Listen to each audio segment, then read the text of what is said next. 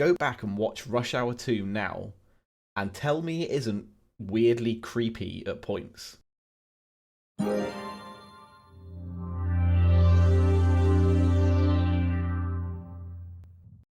everybody, welcome back to another episode of Speech Check. I'm Sam, And I'm Matt. and this is episode 27. And if you've never been here before, this is a podcast where we talk about all things video games. Yeah, so we talk about what we've been playing recently, games that have recently come out, and anything fun that's happened in the gaming world. And if that sounds like something you'd enjoy, maybe stick around and see what we got to say. And specifically today, we're going to talk about Redfall, Hogwarts Legacy surpassing over $1 billion worth of sales, and the 15th birthday of the MCU, which is gaming adjacent, but should be fun. But to kick things off, we're going to start with what we've recently been playing. And Matt, what have you been playing? Well, we've not done one of these in a little while. True, you haven't? We ended up taking a little break. We did. Life things were happening. So I don't think we're going to cover everything we've been playing in the last 2 years, but the most recent things. It would make this section pretty long. So I've gone back a little bit, and Resident Evil 4, I got on release. I've completed it like 4 times now, and I think it is fantastic. A definite upgrade on Resident Evil 4 Classic, in my opinion. Does it place it above the original, or do you still hold that closer to your heart? That is an interesting question. I've seen people say that they're just completely separate games, like they consider them to be totally different. Like they'd still go back and play OG Resi 4. Like it's almost a different experience. Yeah, I don't agree with that. I think Resi 4 Remake is just better. It's just a better version. It keeps all of the core mechanics of OG Resi 4 while adding in more modern staples and a few slightly better systems on top of what they already had. It hits all the plot points. Like the characterization is better. The graphics are obviously way better. RE engine is pretty beautiful. You thought the Ashley sections were markedly better, right, as well? Oh yeah, they changed. Well, no spoilers, but they changed it so that it was more engaging the first time I went through it, and on repeat playthroughs, it was easier to get through faster once you knew how everything worked, which was good. It was massive upgrade on that. I thought it was great. Next big challenge for me is trying to S+ anything, because the S+ requirements are pretty brutal. Is that like certain amount of damage and certain completion time, like under 4 hours or something like that? It's completion time, so I think it's 4.5 hours for assisted. Then it goes up to 5.5. Then it's 5 for standard, and then it's 5.5 for the harder difficulties. But you have to do it on your first playthrough, so it can't be a New Game Plus. Yeah, you can't carry no legacy items. Yeah, and that's good. I like that. It's like, I'm going to do this on the super primo hard mode, but I'm an insanely buffed character. A little bit of a false challenge. Yeah, and the for professional, you have to do it with only 15 saves as well, which is very, very difficult. Mm. So yeah, I'm gonna give that a stab at some point, but I've not got back into it. Mainly because I've been playing Koudelka, which is a PS1 game I got working on my PC. Completely legitimate means, by the way, of doing that. Of course, for anyone of that person that's listening. It's, all ROMs are legitimate, right? I'm pretty sure. As long as you own the game and the console that you would initially play it on, I think you're in the grey area rather than like the red area. But yeah, I managed to play through that. I'm on disc 3 or 4 at the minute, and it's really, really good. I would recommend it to anyone who likes, I'd say, classic horror games. It's kind of in the vein of Resident Evil in terms of like pre-rendered background, environmental puzzles, the horror-y atmosphere of the whole thing. Then it's got a bit of like existential cosmic horror mixed in there. But the battle system is like Final Fantasy Tactics, kind of. It's like a turn-based chessboardy type ordeal where you've got like 3 characters that have stats. They level up, give them attribute points. It's cool. It's a really cool experience. And the last game is Coromon, which I'm not going to say too much about here because I am going to chat about it in the review section as well. But I think it is a fantastic Pokemon clone, and I'm enjoying it greatly. with that being said, what have you been playing, Sam? I have been playing 2 Lego games, and maybe a little bit harsh to say if you played one Lego game, you have played them all. But if you played one Lego game, you've played them all. But they have been trying to branch out semi-recently into like random little genres. Like they've done Lego Brawls, which is like a random fighting game. I don't know if it's like an arena fighter or a stage fighter. It's some kind of PvP fighting sim within the realms of Lego. But I've been playing, went a bit old school and played Lego Star Wars 2, just to round off the series of stuff. I'm trying to do basically like every Lego game, and that was on sale for like £3. So I was like, yes. Is that achievement hunting, or are you just playing it casually? Yeah, I've basically done all the stuff on it now. Although it differs that if you 100% a Lego game, you will get more or less every achievement on it because they plan out their achievements pretty well. But this one's a slightly different in that you have to do every level without dying, as in like in single segments, so not like one shot the whole game.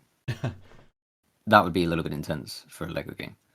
But some of them are like, that's actually surprisingly difficult, and it was before they kind of find their footing of what a Lego game would be, because that would be quite a challenge for kids to do. Yeah. And some of the puzzle solving, signposting, there was a few that were just like, how would you ever have known to do that? Like, just this random bit of stuff like this. Oh, you need this one tiny brick, or you need to destroy that thing and then do this. So there's a few things that are like, how did you think anyone was going to find that, my guy? Come on. But I went through that, and there was, oh yeah, and the criteria to unlock some of the extra stuff. So generally, in Lego games, you have the red bricks, which are like the cheats, quote unquote. But that has the multipliers for the studs that you pick up. So basically, that's your current. So you play levels, you get studs. But like the parameters that you needed to get the multipliers were like insanely high. Like a little bit like it felt like a new age microtransaction system. It's like, oh, you want this times 4 brick? That'd be like 6 million studs. And if you play like the best or most optimum level to play, you'll probably get 200,000 studs. Yeah. So it was a little bit grindy, but I'm basically finished with it now. Played was Lego Builder's Journey, which is like a puzzle solving game just with Lego aesthetics.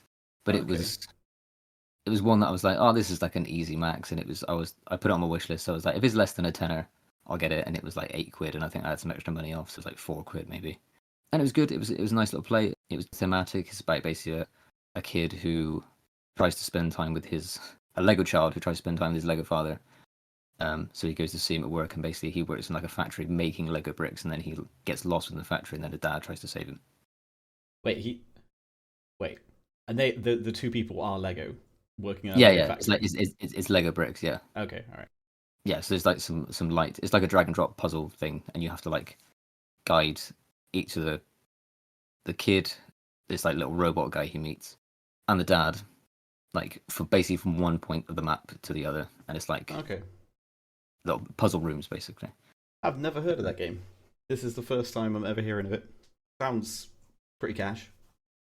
It is very casual. It's a nice game. It's like it is very contained with what it wants to be, but it is very short, and it's like they want like £16 for it, and that's, in my opinion, too much. Yeah.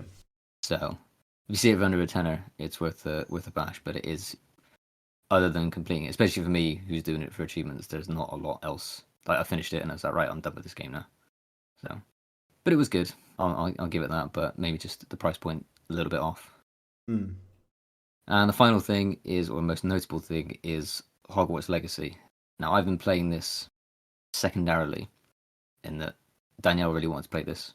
Okay. So she got it, and I'm essentially the mercenary. When things get too hard, she hands it to me. I do the thing, give it back to her. I've heard it's very good, like the quality of the game and the gameplay. It's like a solid game. Yeah, you don't have to be a fan of the Wizarding World thing or Harry Potter to enjoy that. It does stand on its own. You get more out of it, but you know, I have a moderate level.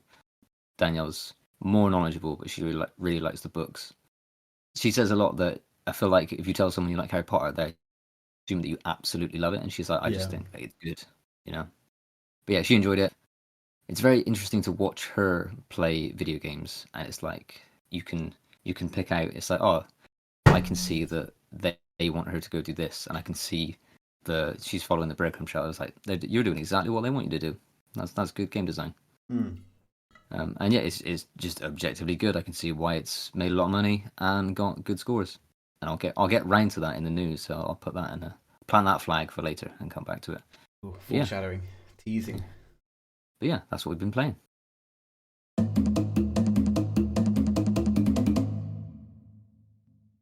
But that's enough for me. I've flapped my gums long enough now. Matt, what has come out? Tell us about it. Ooh, I can tell you about it. I'm going to start with the big one as well, that everyone's talking about. Redfall from Arcane came out the 2nd of May to, I was going to say mixed reviews, but it's just been exclusively negative. That's too generous. It is. It's just a bit of a nightmare. Not only is it always online, which nobody likes. Nobody wanted that. And I hear they're going to be retracting that soon. It's also been hit with a slew of technical issues. And then once people get past the technical issues and power through, they're met with just a very average open world experience. The technical issues as well, experienced almost solely on PC or mainly on PC. But even if you've got a high-end rig, there is no guarantee that your PC will be able to run the game successfully. And what people are finding, even on console, is poor LODs, poor texture detail, pop-ins, bad AI, which I guess isn't it is a technical issue, but not in the way that you can actually resolve by having a better rig. Also, 30 FPS locked on console in 2023. I heard there was some drip feeding of information, just like it was creeping up to release date. There was no news, and then they were like, it's going to be single player online. And then they were like, it's going to be locked 30 FPS console. And it was just like, this is just, I can see where this is heading. We're sliding down this slope and we're not slowing down. So I'm not surprised in the slightest that it's gone this way. It had all the hallmarks of being bad. And they've just taken no learnings from any other studio. Like we had Back 4 Blood, and that tried to kind of mix up the multiplayer. It wasn't open world, in fairness, but that kind of like co-op, survival-y type experience. It was shooting for the same kind of target, right? Yeah, kind of. Also, there is only story progression on the host's game. For the host, I should say, sorry. Only story progression for the host when you play with friends. So if you play with your mates, your loot will go back to your save character, but you'll be at the same point in the story. Which, for me, just seems absolutely mad. I don't know why. If you want to encourage people to play it co-op, why have that? Surely that's not going to happen, because if you host a game, like say you're doing it with randoms, it's like, oh, come and just benefit solely me, please. Yeah, exactly. And if you play it with your friends, I've got to play it.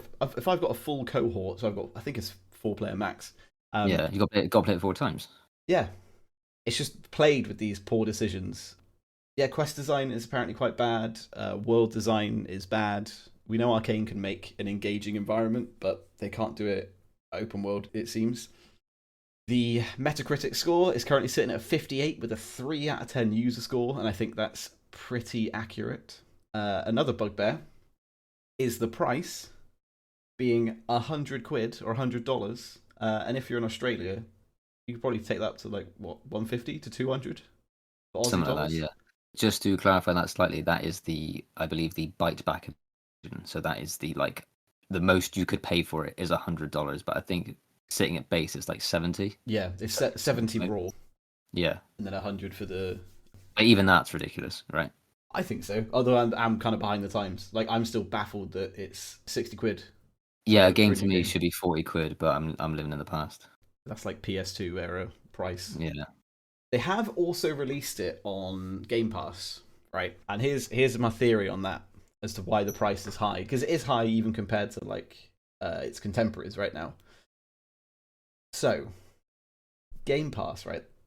You have to have people log on and play your game in order for it to meet the criteria of why it's on Game Pass in the first place. So they must have like signed a deal or something, or have some kind of plan with Microsoft and the Game Pass team to be like, hey, this game is going to get X number of people to play in X amount of time, and that's how they make their money from it. So if you make it prohibitively expensive elsewhere, people will just sign up to Game Pass for like a month. You know, get a cheap subscription, jump on, get it for free. I feel you. And then I goes, if people aren't willing to do that and they do really want to play it, you've made £100 off them. Yeah. So it's like a win-win. You don't put a middle pricing structure in. You say you either need to be here or here. Yeah, I think it's a little clever release strategy for them to push people to Game Pass, which would make sense. But yes, essentially, the game is just poor. I wouldn't say it's terrible. Like, the shooting is fine. The world is okay. I've heard some reviewers talk about how it's got like Zoomer humor all throughout it. Like, I think there's references to one of them being a streamer or something, and like one of their abilities is to summon their vampire ex-boyfriend and stuff. It's just like that humor always smacks. I think they tried to do that in the recent Saints Row like soft reboot thing. Yeah, but like, the person writing that isn't 18; they're like 44. So they're like, that's what they think 19-year-olds think is funny, and it's like just being aware of that does not make it funny. A room full of 50-year-olds who have probably been on like TikTok once between them, trying to write that way is like not. Yeah, and I'm not saying that I would know how to write something like that. I would know to stay well enough away from that, you know. Yeah, you wouldn't try. We wouldn't even go that way. But yeah, the whole game is riddled with technical issues. When you get past that, you're met with just a very bland, average open world looter shooter with an admittedly cool idea behind it. So the whole vampire, like Salem's Lot type thing that it's got going on is just, I think it's really cool, and I'm sad that it just hasn't hit the mark. So I'm going to say solid avoid. I think it might become like a 6 out of 10 in the next year. But what baffles me, so this is obviously, this was published or involved in some way with Bethesda. Bethesda, did you learn nothing from 76? Because you've done the exact same thing. You've made this huge world, and then you filled it with nothing. There is nothing to do in it. That's the issue, I think, for a lot of people. Like, everything is a fetch quest. Go here to kill this person, come back. Yeah, and even the fact you say there's nothing to do in it, people are finding that they are just like walking through a majoritively empty landscape. Like, there's not even enemies to kill sometimes. Yeah, there seems to be a weird like pillar of game design where it's just like, well, if you just make this world, people will want to do stuff in it regardless of how bland or crap it is. I can firmly say that is not the case. Yeah, and I hear you with the Bethesda thing, because 76 was terrible, and for some reason they keep pumping dev time and money into it, so I don't know if they're making bank on the back end or something, or if people are actually signing up for the Pip-Boy Plus or something, where you like subscribe for £60 a month and you get like extra in-game loot currency or whatever. I can't remember. They've launched a subscription thing within the game, right? And it's like £100. Yeah, $100, and it's just madness. Like, what? Why? What? It's just a cash cow. Yeah, I've got my own theories on the 76, but that's a whole other. That's a question or an answer for a different podcast. Yeah, we shan't deep dive into Bethesda right now. But yeah, that's Redfall. Next up, Dead Island 2, coming at us from Deep Silver, 21st of April this year. It's only 10 years late, and all across the board seems to be on the good end of average. So it's a Metacritic right now sitting at a 74, user review of 7.6, and everything I've seen about it's just fun. Just like a fun romp. You just beat up zombies in imaginative ways. That's the game. That is basically everything. Suffers from the same quest design issues, you could say, as Redfall, where essentially every major quest in the game is go somewhere and fix a fuse box, defend an area, or kill a particularly large zombie. Thing is, sorry, just to jump in, having played the first Dead Island, yes to all those things. Like, it's almost like they just go, well, if you like beating up zombies, everybody likes beating up zombies, just to do that in a wacky way. But I can confirm that I'm slightly disappointed that they've learned nothing from releasing Dead Island in 2008, whenever it was, 2012, not that long ago. Sorry, continue. Yeah, it is just that game again. Polished, there's a bit more to it. The combat is a little bit evolved, kind of. Yeah, there's Not a huge amount to say. Light on story. We get some more of the Zoomer stuff in this again. So I'm guessing it's just a trope between boardrooms right now that they think that that's the target demographic of people that play games. Yeah, I'd say pick this up if you like hacking up zombies. It seems like a solid experience. Technical issues. Some technical issues surrounding networking, apparently, because you can play this game co-op, and that can get a little bit jank when the person who's joined your session interacts with the world of the zombies, but it's nothing game-breaking. What price point would seduce you into buying this, Matt? If at all. I'm really, really cheap. So both, but I don't know if that's us or that's our generation, but I would like, especially now, I wasn't paying full price for a game back in 2006, 2008. I would be trading something in, or I'd be getting some kind of deal, be getting some money off in some kind of way. So when someone's like, yeah, day one, I'll just drop 80 quid for a game, I'm like, how and why? Saying that though, I did grab RE4 full price. Like, I have to be really sure of the purchase. Yeah, if I'm going to go day one.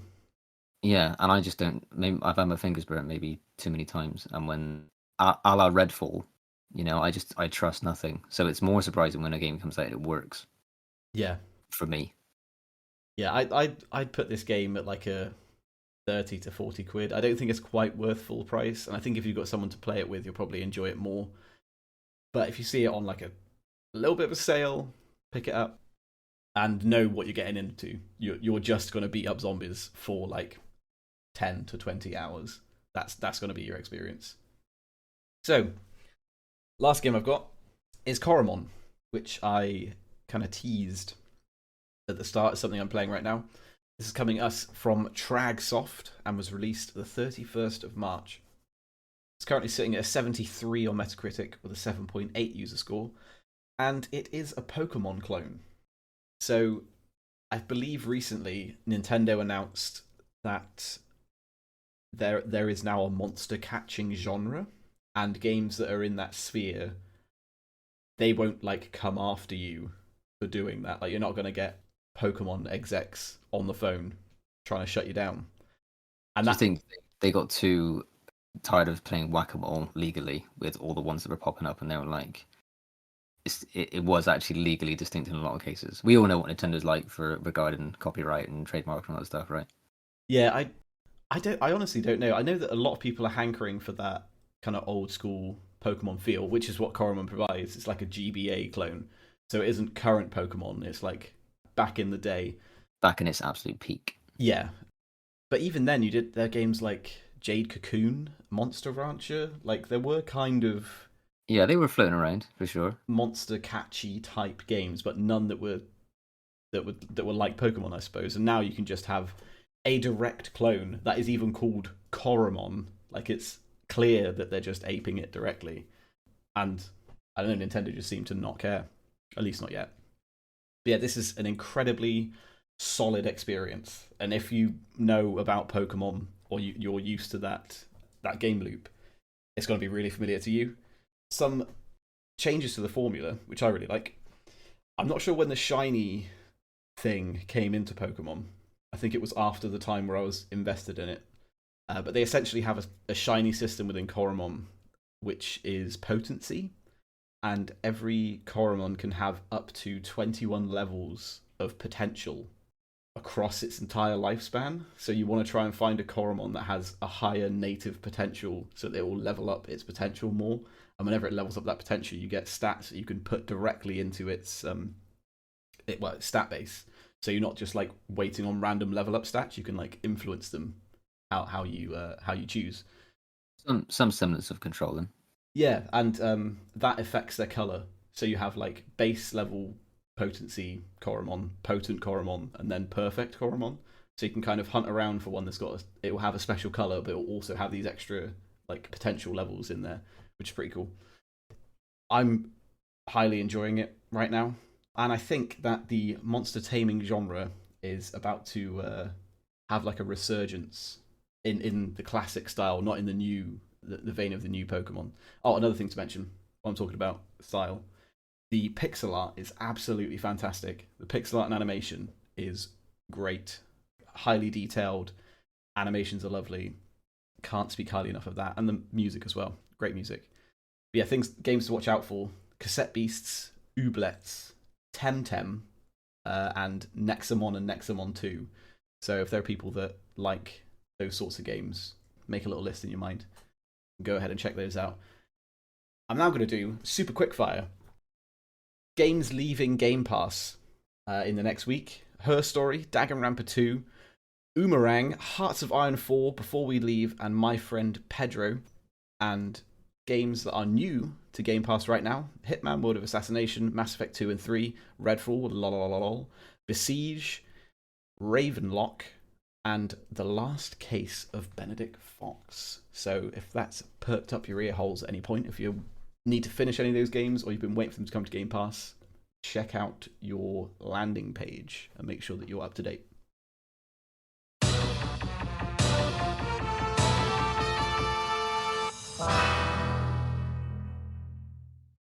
So those are some new and notable releases.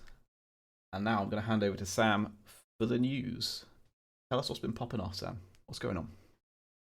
I shall do that right now.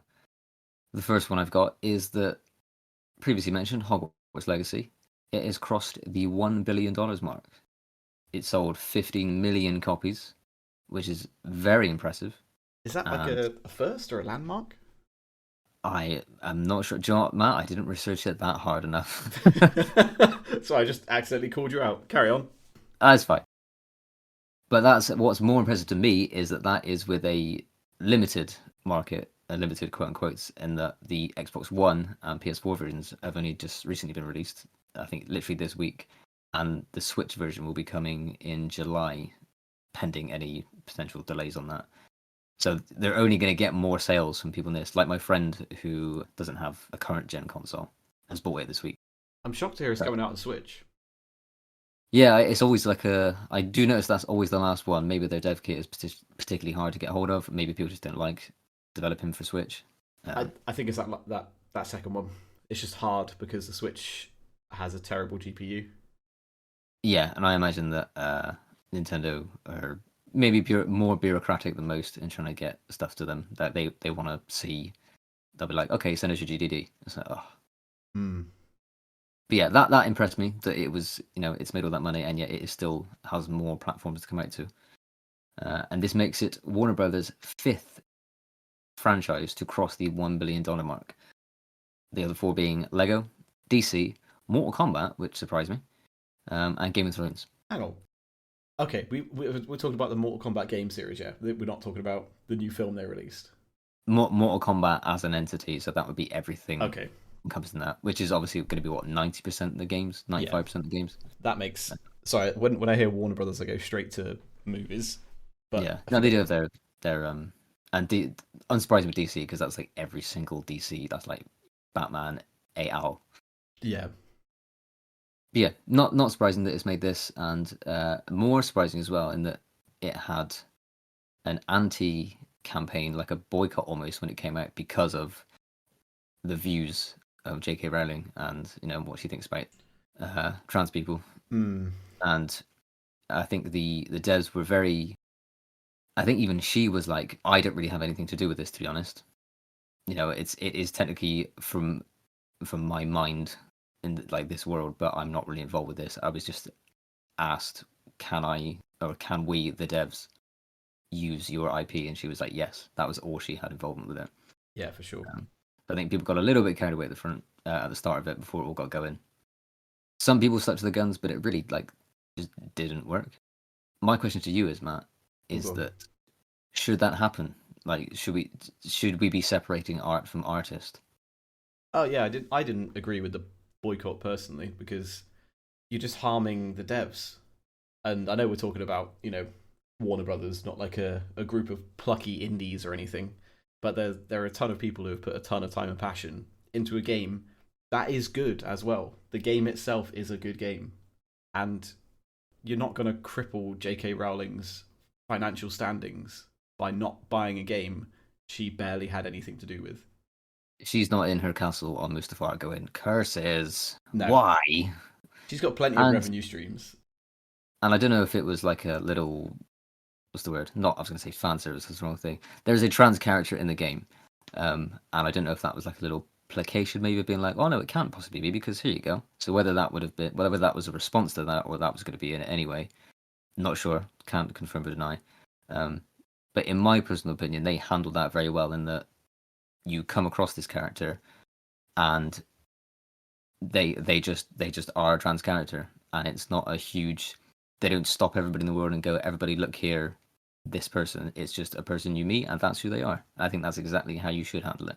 Yeah, and I think that says a lot about the views, right? Like, if it was a dev studio that had a toxic culture and they supported that kind of thought, then boycott the game. But yeah, she's so far removed from it. It's just like you said. It's just within her world. Like it's not, doesn't belong to her. And the game devs made it something great, and we should be celebrating good games and giving our money to people who make good games, because there's so much trash around that we need to vote with our wallets. Yeah, when a good game comes out, recognize it and support it. Yeah, for sure. My next item, more money, more billions of dollars. The Super Mario movie has also crossed the $1 billion mark, and I went to see that today. Oh. And I can honestly say it was very good. I mean, it's obviously a kid's film, but it has a definitive story, a beginning, middle, and end, 3 acts. It's quite formulaic, but that's not a bad thing necessarily. Chris Pratt's voiceover work is nowhere near as bad as people thought it was going to be. That's good. And they kind of set it up, and it's not like, oh, here's just this. He's like an Italian-American man from Brooklyn. It was just good, There was a ton of references in it. Like at the beginning, they're in the Punch Out Pizzeria, and it's got all the Punch Out characters like on the wall, and like Little Max on the wall. That's cool. On there's like posters, just like it's got F-Zero a reference in it of all things. Mario's got a Blue Falcon like poster on his wall. Like loads of little things. Like there's a bit where they go underground, and as they're going down the steps, it says level 1-2, which is the level you go underground in Mario. Like that was brilliant. Nice. Like all little stuff like that. Like if it is just, for me, in my humble opinion, a very good, or the reference point of how you make a video game movie by actually incorporating source material. Because I watched it with Danielle, she didn't get any of those references, but that didn't matter. That didn't lessen her enjoyment of the film. I did, and that heightened my enjoyment of the film. And that's how you do it. I don't get why video game movies notoriously bad over the years, but for some reason when it comes to that like translation of media or media mediums rather, that they go, well, that's very nice that you make games, but we're making films now, so we're going to do it properly, and it's always trash because they're just like, we don't need to listen to the source material. There's not people that love this product. We're just going to put it in that skin, and it's going to be good because you already like this IP. Doesn't work that way. Yeah, if you're making a video game film, use this as a reference point because it's literally made over $1 billion. Good one to go from.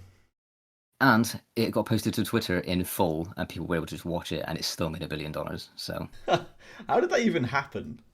Oh, Twitter's a mess at the moment, isn't it? Because Elon's done the whole premium blue check thing. It's like, well, you pay for a blue check and you can upload whole films. God, when you can upload full adult content to Twitter, what is love? Baby, don't hurt me. Like what? What's happening? Yeah. So the fact that the Super Mario movie was posted there in full isn't that surprising. It's the least offensive thing on Twitter right now. Yeah. I think I saw somewhere that this is now, in terms of gross revenue, the most successful video game movie that's ever been made, right? Yeah. I think before that, well, it's like there's 2 like quite good ones, and then it gets progressively worse. To say that Assassin's Creed is in the top 10, I think it's like number 9. Wow. That should give you a picture of what the bar is. It's not stiff competition, is it? No, I think maybe Tomb Raider was near the top. And they're alright films. They're not amazing, but they're good enough. I can't remember what the top one is off the top of my head, or formerly the top one. Wouldn't be a Resi, would it? Like one of the... maybe if you count the franchise overall, like all the films. I see. Yeah. I don't think any of them singularly made that. Yeah, it's just a good film. Go watch it. We were the only people in there without children, though. I will say that. And my final one is a fairly big one. It's Phil Spencer, the head of Xbox, went on the Kinda Funny XCast, and he got quite real and honest about the state of Xbox in the past probably 10 years. Yeah, 10 years actually, since it was 2013, I believe, when the Xbox One came out. Bear in mind, this is on the back. This isn't prior to Redfall coming out. This is post Redfall, and everything that you mentioned, Matt. And he was just kind of almost. Some people have said like too honest. Really? Yeah, and obviously this is also on the back of, they're trying to do the big merger with Activision. That keeps coming up and appealed and back and forth. And at the time of broadcast is not a thing, but I believe they're appealing it for maybe like the 7 or 8th time. And he was very, but he has been, and this is actually a reason why I quite like him, because he does kind of say how he is. He doesn't put any sort of like corporate jargon in front of it. He says that, and I'm paraphrasing slightly from all this, so don't take these as direct quotes, but he basically said that they, meaning Xbox, lost the most important generation, being the former generation of Xbox One, PS4, because people have basically set up their infrastructure now, and it's very hard to get people to shift over. Did say a slightly more controversial thing if you take it out of context, in that he said people have taken the quote of "great games won't make Xbox better / sell more," in that people won't go, "I'm not going to play my PS4 now because, or my PlayStation, because I'm going to play Xbox because they got better games." And I think what he meant was it won't just take that to get people to jump ship. But I personally don't think it is a case of that, because I own all three consoles. I've got a Series X, a PS4, and a Nintendo Switch, and kind of a PC, but I didn't use it for gaming. And I think that's the slightly wrong way to look at it. I appreciate what he's been doing, because they went on like a buying spree of devs and stuff, and they were trying to and they made Game Pass. Game Pass is one of the best things they've done, or to happen to gaming, in my opinion, for a long time, and it shows that Sony did the same with PS Plus and followed that. Nintendo obviously had their online thing, which not as good, but it's still something, So people have followed that trend for sure. Having a gaming Netflix is, I think, it was who was going to do that first, rather than if that was going to happen. Yeah. So I do like Phil, and I felt like a lot of people in gaming are like, yeah, he's being pretty real, but a lot of people are like, well, he's a businessman. You can't say that. You can't acknowledge competition. But I think it's, someone's got to say how it is, and I think fair play to him for straight shooting. Yeah, and was probably hurting a bit after Redfall. So yeah, and fair play to him, I think, for coming on and doing that in the wake of these things, because he could have just been like, can we not just leave it a couple of weeks till that kind of dies down? But he went and did it. But yeah, them's my news. Those are the big things that have happened in gaming. I was going to say this week, but lately. Well, thank you for filling me in.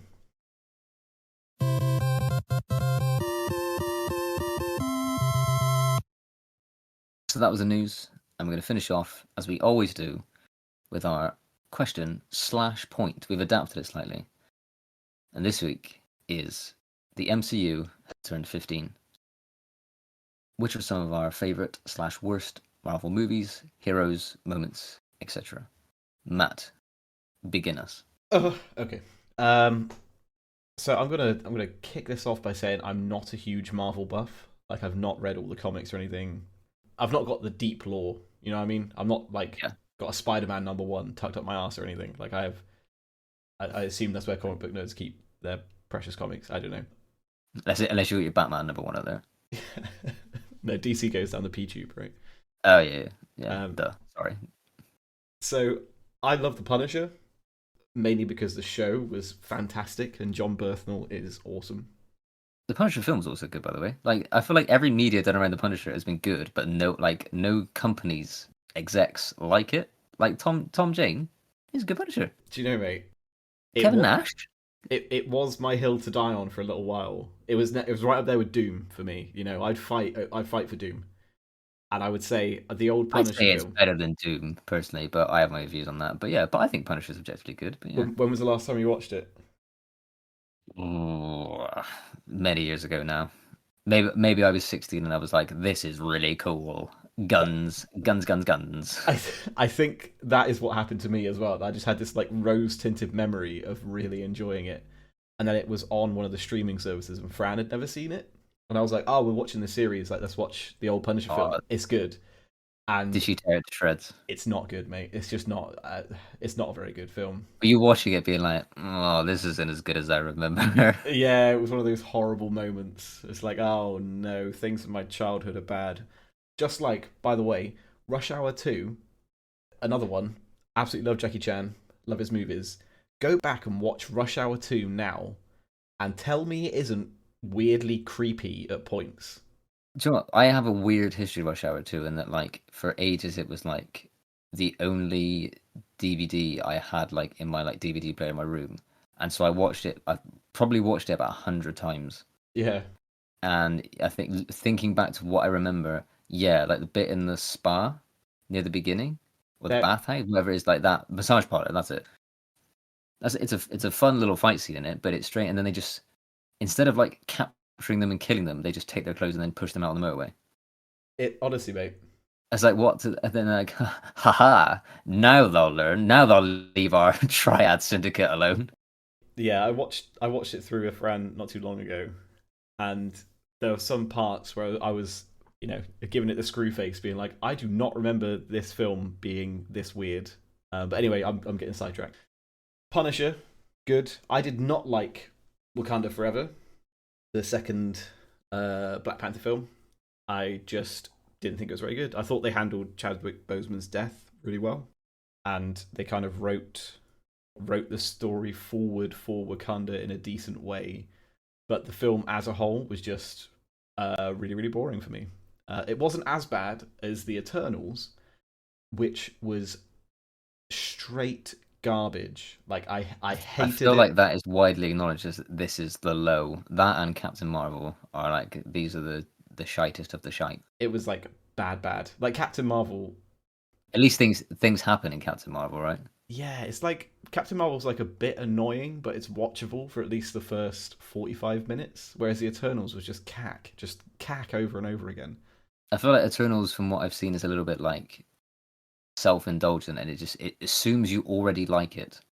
How could you not like this? I'd never even heard of the Eternals. I have no idea. I had no idea about them. It was, just weird. Another Marvel superhero / villain that I want to talk about a little bit is Taskmaster. The reason why I know about him, by the way, Marvel vs. Capcom 2, only reason I know about Taskmaster. So I went and looked up his lore and his backstory and that.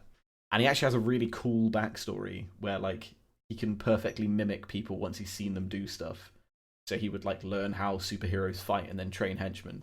Sick. Yeah, right? He's got an eidetic muscle memory, essentially, right? Yeah, it's an interesting power. He uses it in a fun way that's a little bit different. That's cool.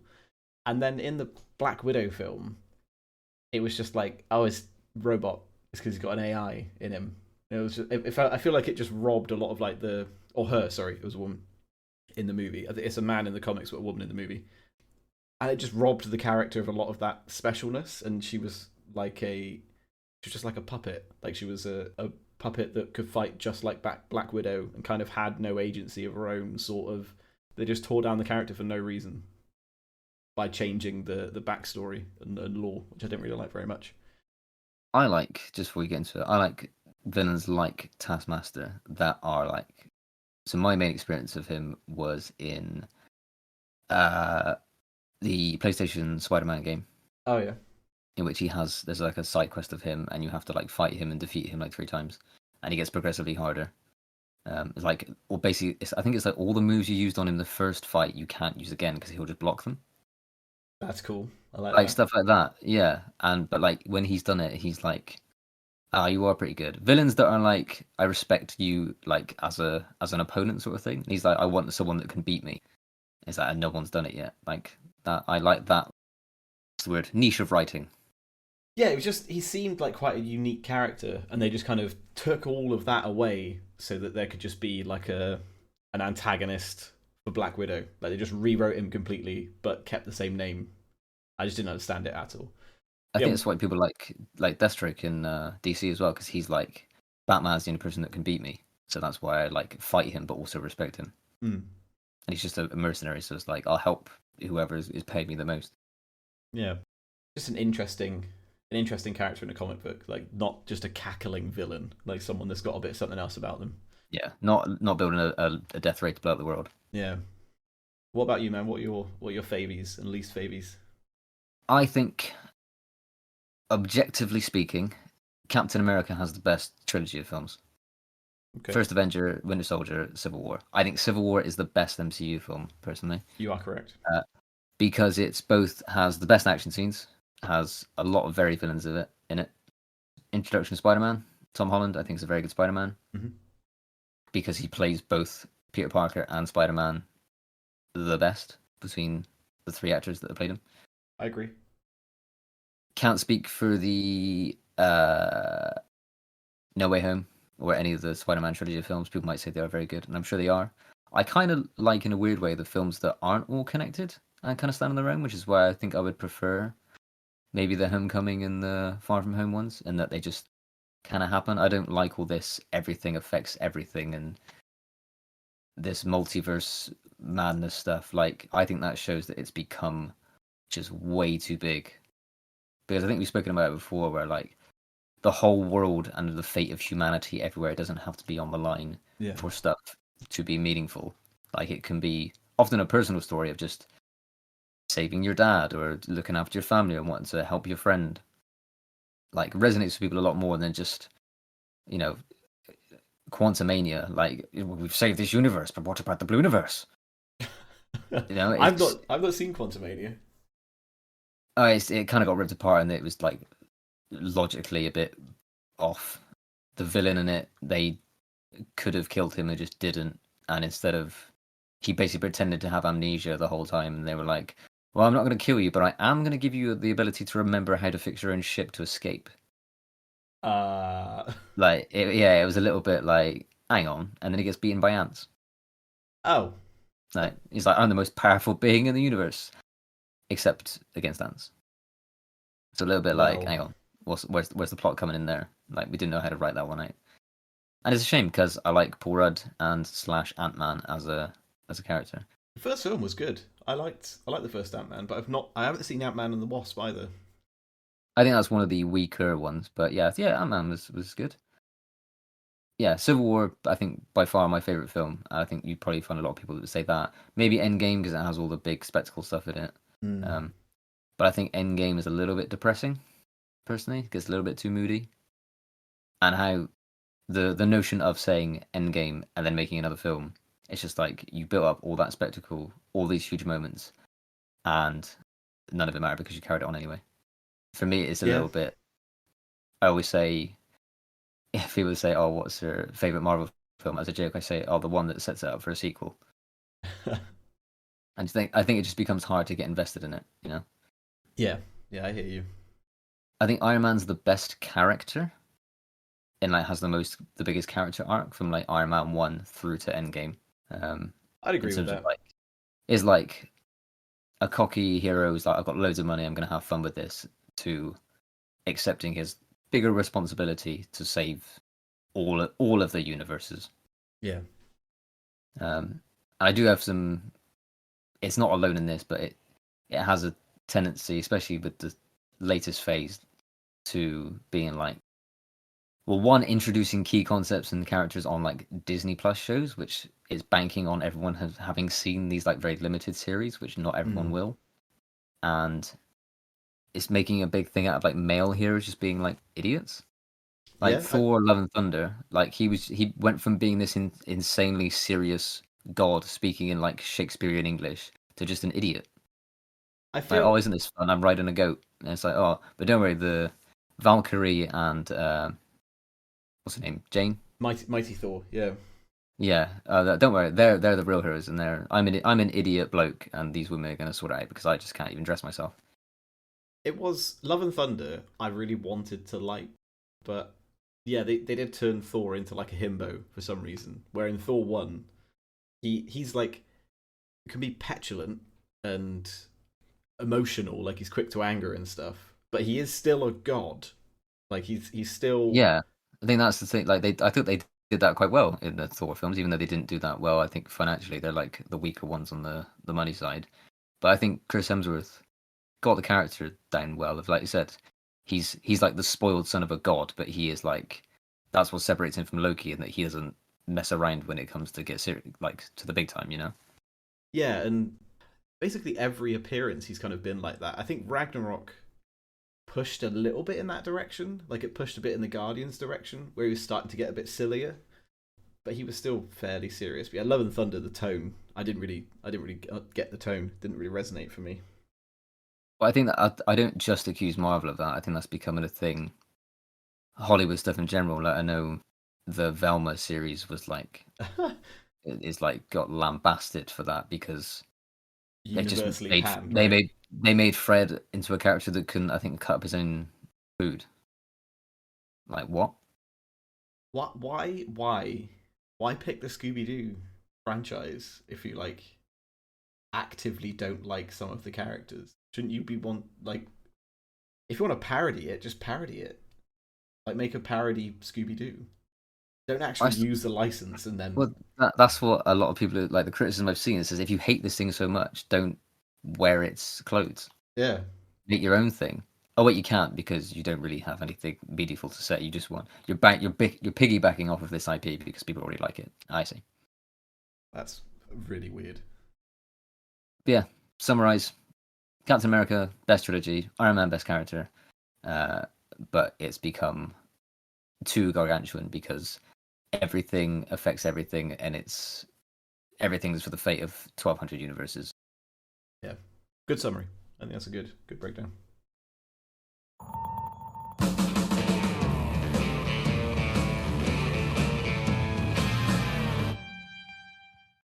And that is it for this episode, guys. Thank you so much for listening, as always. Yeah, thank you for choosing to spend time here with us. And if you like what you heard, you can subscribe to this channel, ping the bell, and you'll get a notification whenever we make a new video, which hopefully won't be 2 years from now. Yeah, we'll try and keep up the upload schedule a little bit more prompt. But yeah, have a look around the channel. We've got some other stuff here. Check out some of the other content. You might like it. And take care, and we'll see you on the next episode.